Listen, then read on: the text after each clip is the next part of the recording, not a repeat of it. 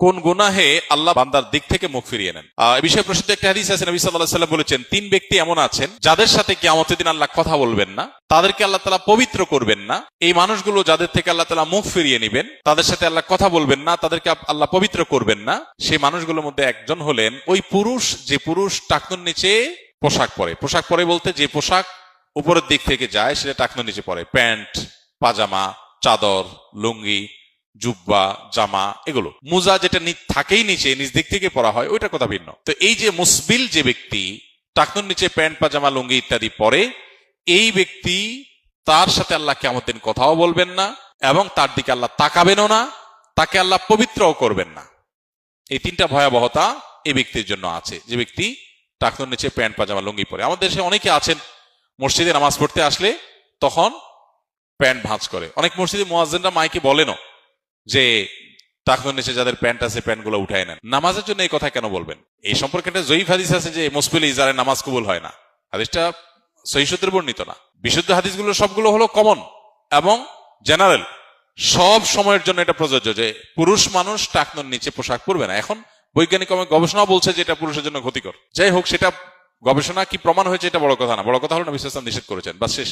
অতএব এই ব্যক্তি যে ব্যক্তি টাকনুর নিচে প্যান্ট, পাজামা, লুঙ্গি, জুব্বা ইত্যাদি পরে, এই ব্যক্তি থেকে আল্লাহ কিয়ামতের মুখ ফিরিয়ে নেবেন। খুবই ভয়াবহ কথা। 2 নম্বর হলেন ওই ব্যক্তি যে ব্যক্তি কাউকে দান করে খোঁটা দেয়, অথবা যাকে দান করেছেন তাকে নানার কথা দিয়ে কষ্ট দেয়। দান করেছেন, আল্লাহর কাছে আশা করবেন এর বিনিময়।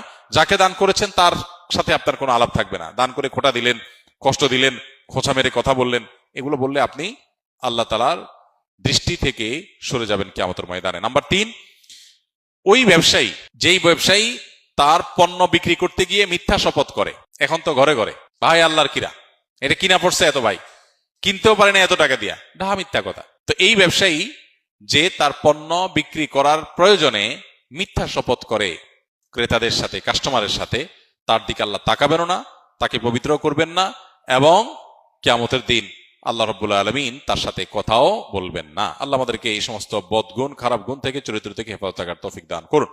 কোন গুনাহে আল্লাহ বান্দার দিক থেকে মুখ ফিরিয়ে নেন। এই বিষয়ে প্রসিদ্ধ একটা হাদিস আছে, নবী সাল্লাল্লাহু আলাইহি ওয়াসাল্লাম বলেছেন, তিন ব্যক্তি এমন আছেন যাদের সাথে কিয়ামতের দিন আল্লাহ কথা বলবেন না, তাদেরকে আল্লাহ তাআলা পবিত্র করবেন না। এই মানুষগুলো যাদের থেকে আল্লাহ তাআলা মুখ ফিরিয়ে নেবেন, তাদের সাথে আল্লাহ কথা বলবেন না, তাদেরকে আল্লাহ পবিত্র করবেন না।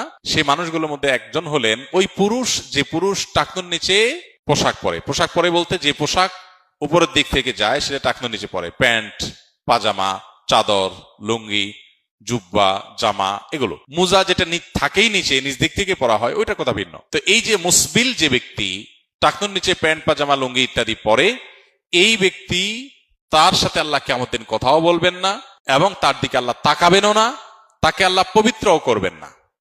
এই তিনটা ভয়াবহতা এই ব্যক্তির জন্য আছে, যে ব্যক্তি টাকনুর নিচে প্যান্ট, পাজামা, লুঙ্গি পরে। আমাদের দেশে অনেকে আছেন মসজিদে নামাজ পড়তে আসলে তখন প্যান্ট ভাঁজ করে। অনেক মসজিদে মুয়াজ্জিনরা মাইকে বলেনও যে টাকনুর নিচে যাদের প্যান্ট আছে প্যান্ট গুলো উঠায় নেন। নামাজের জন্য এই কথা কেন বলবেন? এই সম্পর্কে একটা জয়ীফ হাদিস আছে যে মুসবিল ইজারে নামাজ কবুল হয় না। হাদিসটা সহিহ সূত্রে বর্ণিত না। বিশুদ্ধ হাদিসগুলো সবগুলো হলো কমন এবং জেনারেল, সব সময়ের জন্য এটা প্রযোজ্য যে পুরুষ মানুষ টাকনুর নিচে পোশাক পরবে না। এখন বৈজ্ঞানিক গবেষণা বলছে যে এটা পুরুষের জন্য ক্ষতিকর। যাই হোক, সেটা গবেষণা কি প্রমাণ হয়েছে এটা বড় কথা না, বড় কথা হলো নবী সাল্লাল্লাহু আলাইহি ওয়াসাল্লাম নিষেধ করেছেন, বাস শেষ। অতএব এই ব্যক্তি যে ব্যক্তি টাকনুর নিচে প্যান্ট, পাজামা, লুঙ্গি, জুব্বা ইত্যাদি পরে, এই ব্যক্তি থেকে আল্লাহ কিয়ামতের মুখ ফিরিয়ে নেবেন। খুবই ভয়াবহ কথা। 2 নম্বর হলেন ওই ব্যক্তি যে ব্যক্তি কাউকে দান করে খোঁটা দেয়, অথবা যাকে দান করেছেন তাকে নানার কথা দিয়ে কষ্ট দেয়। দান করেছেন, আল্লাহর কাছে আশা করবেন এর বিনিময়। যাকে দান করেছেন তার সাথে আপনার কোনো আলাপ থাকবে না। দান করে খোঁটা দিলেন, কষ্ট দিলেন, খোঁচা মেরে কথা বললেন, এগুলো বললে আপনি আল্লাহ তাআলার দৃষ্টি থেকে সরে যাবেন কিয়ামতের ময়দানে। নাম্বার 3, ওই ব্যবসায়ী, যেই ব্যবসায়ী তার পণ্য বিক্রি করতে গিয়ে মিথ্যা শপথ করে।